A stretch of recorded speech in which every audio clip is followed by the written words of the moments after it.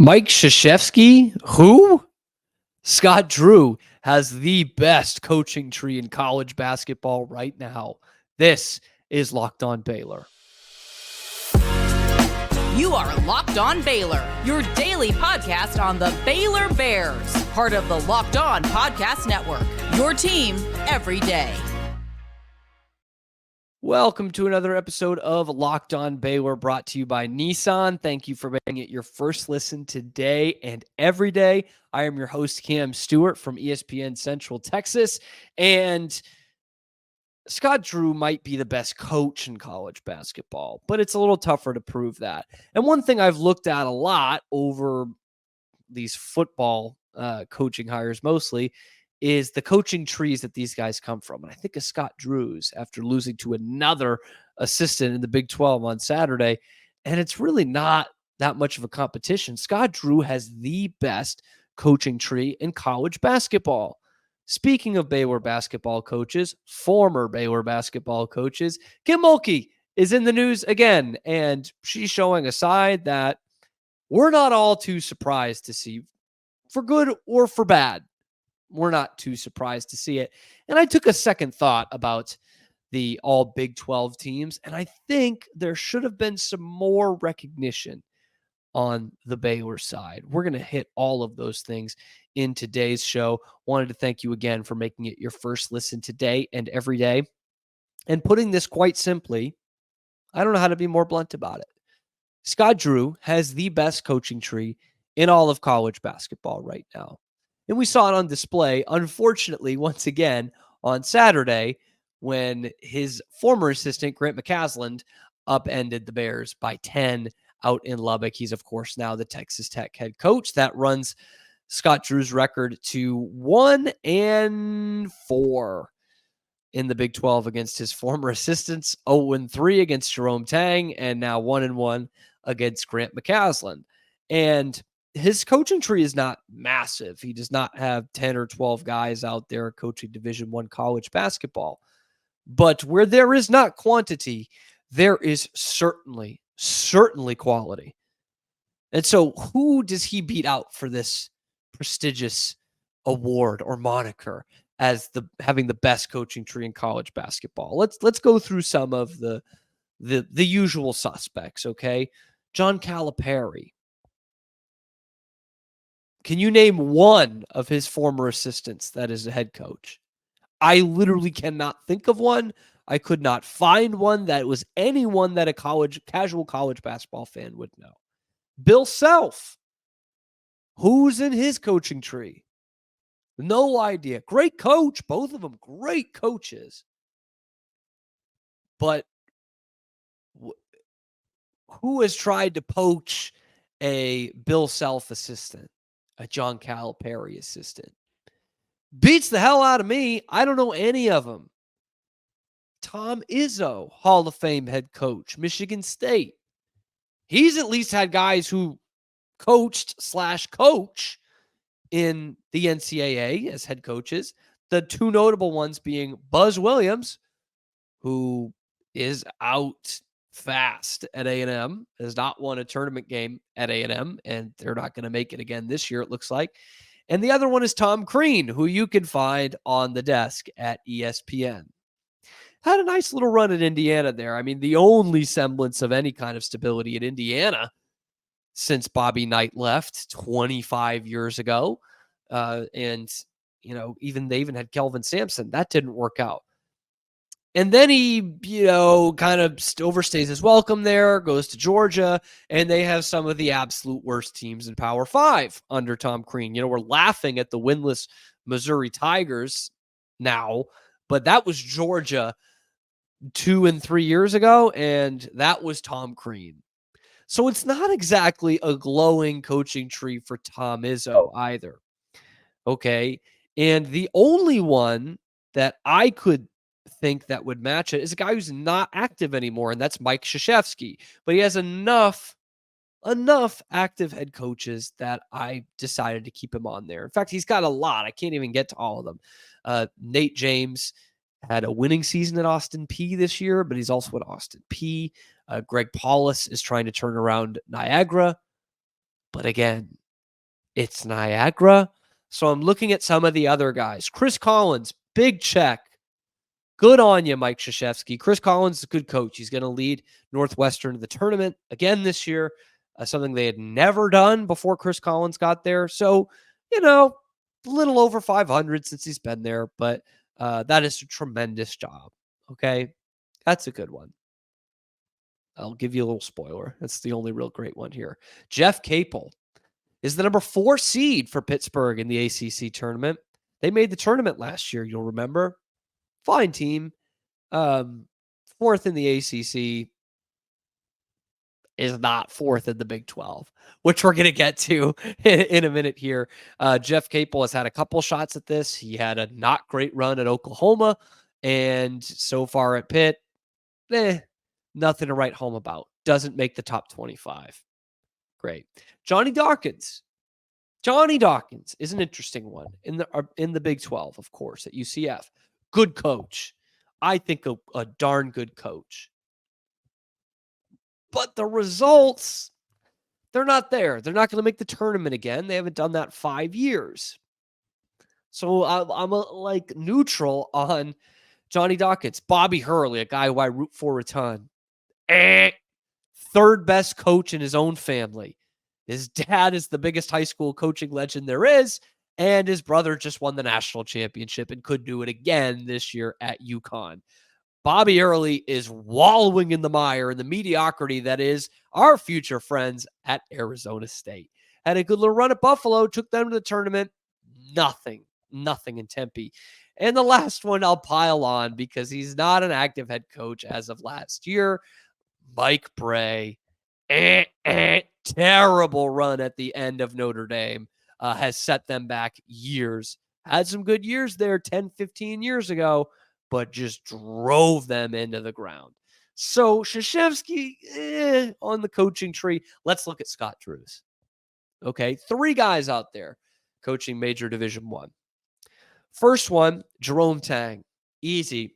Second year, Elite 8, year 1. Hasn't lost to Kansas at home yet. Check. Easy. Great. He was like coach of the year last year.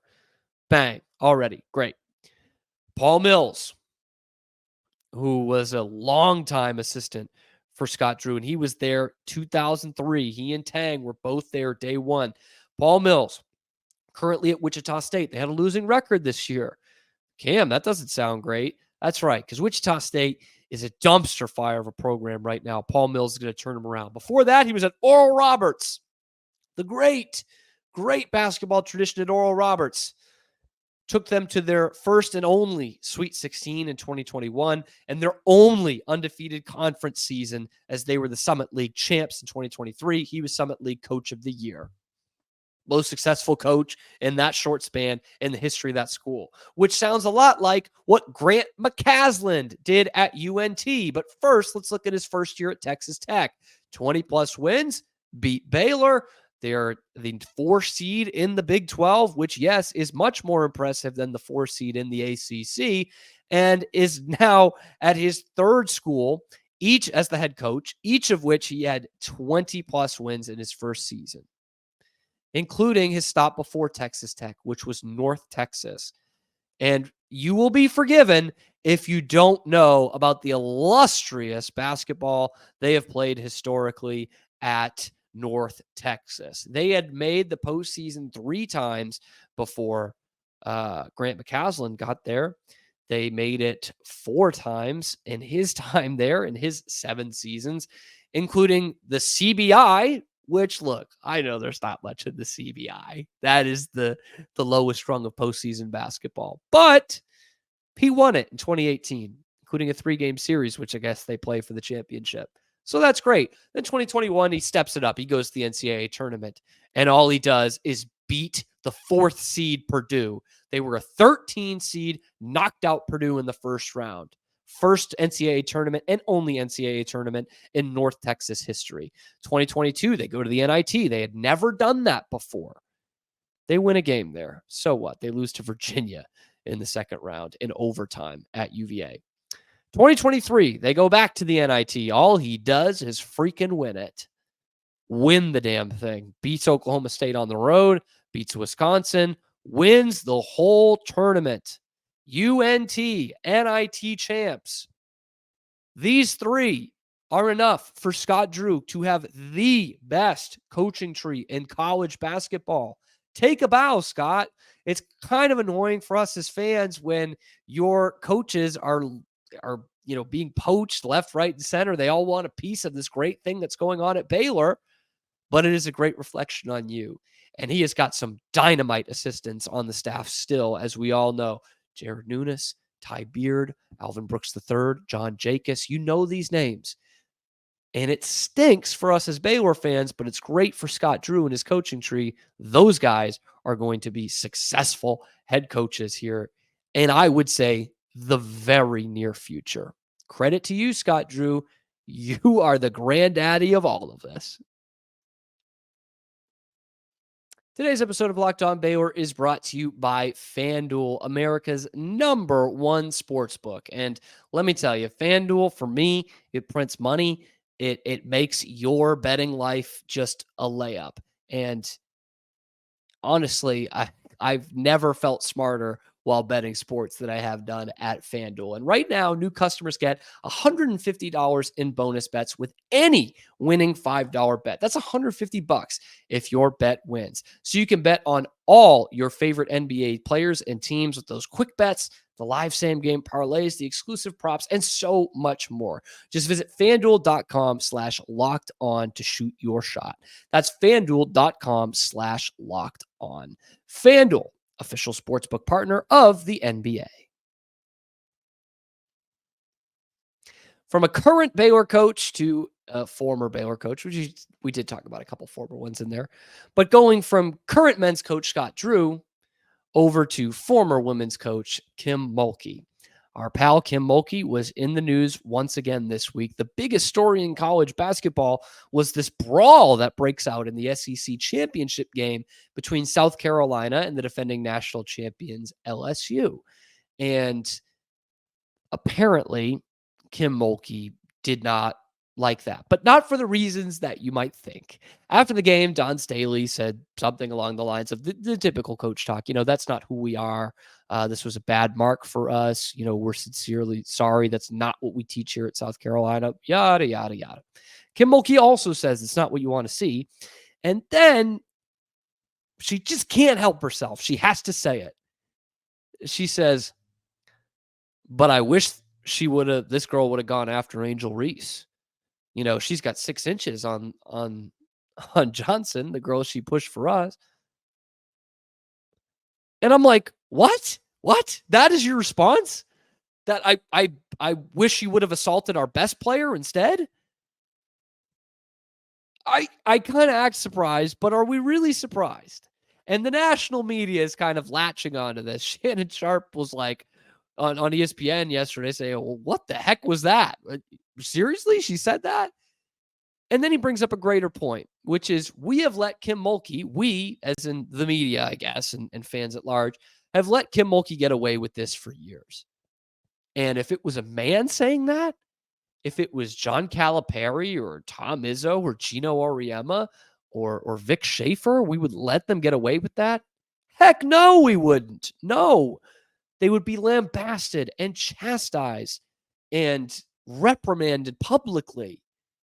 But with Kim Mulkey, it's like, yeah, ho-hum. That's what Kim Mulkey does. Let me say this about the great women's basketball coach, Kim Mulkey. I love what she did for Baylor. Love it. That is forever immortalized. No matter the way she exited, she lifted Baylor and its athletic program to heights that it had not been to before. A major team sport national championship. It's women's basketball, not men's basketball, but she showed that you can win at Baylor in basketball, which had not been proven since the late 1940s that you could do this. And for every soundbite she had that was kind of like this one that she had yesterday, she showed a lot of support to Baylor and really cemented the athletics department and got it on the path to the glory days that we saw a decade and a half after they won their first national championship. Okay. That said, we are not surprised to hear her say things like this because it's head scratching. It puts you in a bind and you're like, why did she even say that?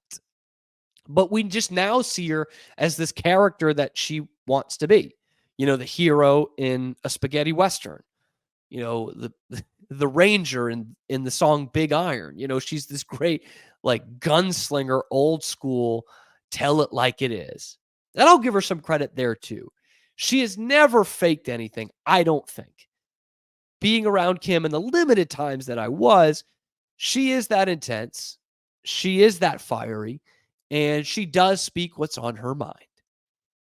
And she's not a phony when it comes to that. Now, what this made me think of, this quote yesterday, was a quote she had in early March of 2017 or late February of 2017. The Lady Bears, at the time known as the Lady Bears, beat somebody, won the Big 12 Conference Championship regular season, which they always did, and it was Kim's 500th win. So they had a big celebration down on the court, obviously with the Big 12 Championship trophy, little cake for Kim, 500th win, and she gets on the mic. And let me put this into context. This is obviously just months removed from the massive sexual assault scandal that rocked the football program at Baylor and the entire university. And Baylor was in the headlines for months and months, and never for a good reason. It was not a fun time nor an easy time to say, yeah, I go to Baylor, or to wear your Baylor gear out in public or in the airport or anything like that. It was very tough to find a point of pride with your university at the time. And trust me, I was there. It was terrible. You were embarrassed in a way to say that you went to Baylor, even though you knew the real Baylor.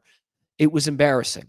And at the end of that game, she grabbed the mic unprompted and within her speech, not asked about it. She said, my daughters went here. My daughter went here. I felt like I raised so many daughters here on this basketball team. And if anybody tells you that they won't send their daughter to Baylor, you hit them right in the mouth. Farrell Center goes nuts, me among them. And it was this galvanizing moment. Like, we at Baylor needed to hear that. We needed to hear someone stand up for us. And this was it. And we won it in a brash way, right? You look back on that now without the context, and you're like, who let her say that? What is she? She's talking about assaulting people. And it's all part of, I don't even want to say the character, because that's who Kim is. This is all part of Kim. You have to take the lumps of something like this, of, practically egging on another fight. Hey, why don't you pick on someone your own size rather than just, hey, this really stunk. But with that, you get national championships, which is what we saw at Baylor. And it's obviously what they have seen in a very short time there at LSU. So that's Kim. You get the good with the bad. But Shannon Sharpe is absolutely right. If a men's coach said that, or a male coach in women's basketball said that, we would be skewering them. And a lesser coach might even be fired. That's probably a bit too far, but suspended for saying that. A lesser coach might have been suspended for saying that. Especially when you're talking about, hey, why don't you go after our best player? It's just not what you say. It is uncouth.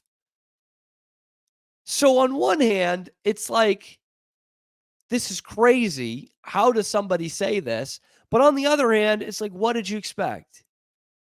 This is who Kim is. To the point where I think it's a wild thing to say, and I don't think it's a good thing to say. But I also don't even think Kim should apologize, because she has not pulled any punches ever. But yeah, it is a double standard for some reason, because Kim Mulkey is Kim Mulkey, and she's won national championships. and she's earned that. She's earned the national championships. I don't know that she's earned a double standard.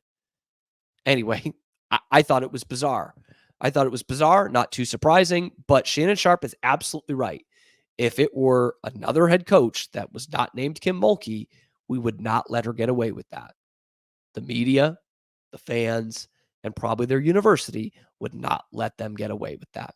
But Kim Mulkey is, in fact, Kim Mulkey. Today's episode of Locked On Baylor is brought to you by our friends over at Nissan.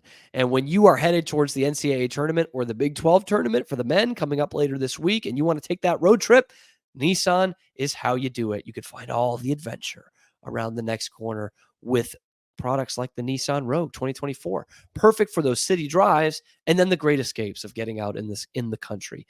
It's got Google built in as your always updating assistant to call on for almost anything. You don't even have to connect your phone. Google Assistant, Google Maps, Google Play Store, all right there built into the touchscreen. It is the perfect midsize crossover for your next adventure. But maybe you're looking for something like the Pathfinder, which has room up to 8, tons of cargo capacity, 284 horsepower, and 6,000 pounds towing. When Venture's calling, the Pathfinder is there. Or maybe it's the Armada, which is going to change what you expect from a full-size SUV. Tow bigger and explore further with a rugged 4x4 that can seat up to 8 in first-class luxury and style. So take the Nissan Rogue, Nissan Pathfinder, or the Nissan Armada to go find your next big adventure here in the month of March. Shop NissanUSA.com.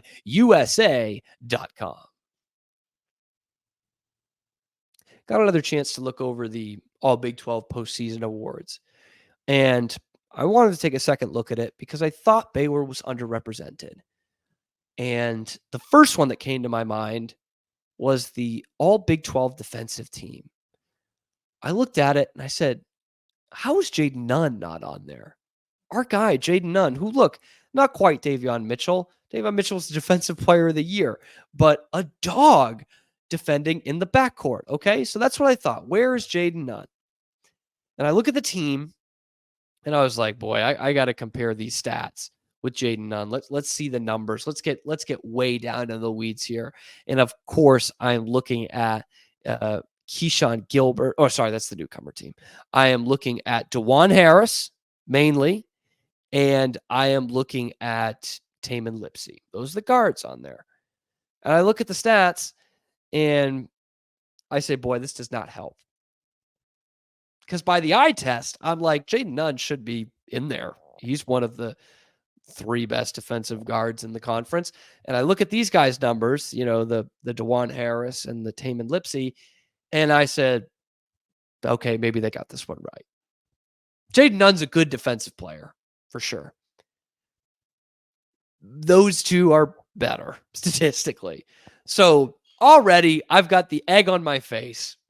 That didn't count. That didn't matter. They got that one right. And then I was thinking back to one of my initial thoughts as well, which was that Jalen Bridges is on the All Big 12 third team, and I think he should be higher. And I do. And honestly, the stats don't quite back it up, so I won't use the argument. But just based on the eye test and the games I've seen this year, I think Jalen Bridges is a better player than Emmanuel Miller. And see, this is the problem with the Bridges case, is so much of the case for Jalen Bridges is how you see him night in, night out. For those of us that watch Baylor every night, you know that really for the last 2 years, this team has gone as Jalen Bridges has gone. And when he has a rare off night, the whole team does. You notice. So Emmanuel Miller has the better stats. But personally, for me, seeing both of them a lot, but mostly Jalen Bridges, I think Bridges should be higher. The other guy is Keyshawn Gilbert, who I thought was a guard, but he's kind of listed as a forward here in the All Big 12 team because he's in the second team All Big 12. And I look at his numbers, and by the way, Gilbert's had a terrific season, but his efficiency numbers are just not at Jalen Bridges' level. The box plus minus, which you guys know I love doing, it's basically the war for basketball, is nowhere near Jalen Bridges. As a matter of fact, he does not register in the top 20 for offensive efficiency. Jalen Bridges is number 1 in the conference. Number 1 in the conference for that. So I'm like, okay, well, already, maybe you don't like the advanced stats too much, but he is showing incredible efficiency numbers at one end of the court, an important end of the court, by the way. And so I look, and it's really just comes down to Keyshawn Gilbert is an excellent defensive player based on the stats. Jalen Bridges is an excellent offensive player based on the stats. But I think Jalen Bridges gives you more. He registers in the top 20 as well, with box plus minus. In fact, I buried the lead there to say it was top 20. That was underselling it. He's fifth. He's fifth in the conference in that, which is comfortably ahead of in 20th, Keyshawn Gilbert. And undoubtedly, Jalen Bridges a better shooter. He gives you more offensively, and he's a dog in the rebounding and defending in the low post, specifically defending in the zone, which is something that you don't see show up on the stats very much. So it's splitting hairs a little bit. But yeah, I think Jalen Bridges deserved to be in the second team. I really do. I also thought Jaden Nunn could have had a spot in the newcomer team. But again, it's one of those things where the numbers doesn't necessarily back it up. And I watched Jaden Nunn and Jalen Bridges way more than I watch these other guys. But personally, I think they missed out on a chance for Jalen Bridges to be in the second team. Everything else, I think they got right. Jacoby Walter on the third team, Ray J. Dennis on the second team. Actually, I should say this. I thought Yves Missi should have been on the All Big 12 team. Some of you might have saw it on Twitter. I put out there, did they get this right, while mentioning that Yves Missi didn't make the team? That was not like hey, Yves Missi should have made the team. Aren't I right? It was more just getting y'all's thoughts. But Yves Missi was a tad inconsistent, which is to be expected as a freshman. But again, it's more of an eye test. I think he is, at worst, the third best center in the league. And that would get you on an all Big 12 team. He does more defensively, I think, than any of the centers on that list, which is why he headlines the all Big 12 all defensive team. And I think he is more versatile than all the centers on the list. Now, I get that that's not how you get awards. It's based on production, but I see Hunter Dickinson in there in the first team. And of course, you look at the numbers, that makes sense. But again, Yves outplayed him both matchups. If you watch the games, you could see that Hunter Dickinson had a really tough time with Yves Missi on both ends of the court. So I'm admittedly a big Yves Missi stan, if the kids still say that. But yeah, I thought he should have made an all Big 12 team, personally. What do you think? Drop that down in the comments below. Do you think that Scott Drew has the best coaching tree in college basketball? Why is the answer yes? And were you surprised at the Kim Mulkey comments? I wasn't. And I almost didn't touch on it, but it was such a big thing in the national media yesterday that I thought, yeah, I might as well. Because I do have mixed feelings on Kim. I love what she did for Baylor. I think she's a terrific coach. But this is the kind of side that you see that made it very difficult for a lot of people to work with her, and made it kind of a difficult exit out of Baylor. Anyway, that's all I've got for today. Be sure to get down in the comments, get involved. Be sure to like and subscribe. Tell your friends. Thank you for making it your first listen today and every day. I'm Cam Stewart, and this is your favorite show, Locked On Baylor.